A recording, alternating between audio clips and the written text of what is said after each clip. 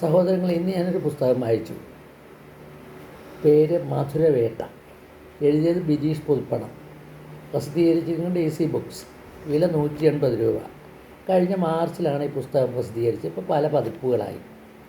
അപ്പോൾ ഈ പുസ്തകം വളരെ ചെറുതാണ്.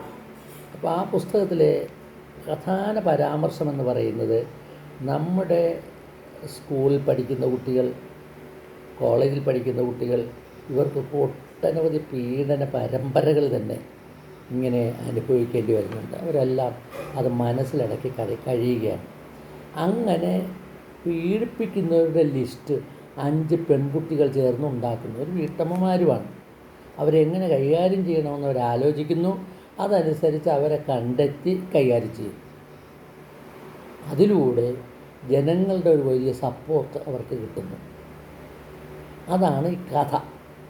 അപ്പോൾ അങ്ങനെ ഈ വീട്ടമ്മമാർക്ക് എന്തെല്ലാം കാര്യങ്ങളിൽ സ്വാതന്ത്ര്യമാകാം എന്നത് സംബന്ധിച്ച് അതിൻ്റെ അതിര് കടന്നുള്ള, അതിരുകളില്ലാത്തൊരു സ്വാതന്ത്ര്യത്തിലേക്ക് അവർ കടക്കുകയും ചെയ്യുന്നുണ്ട്.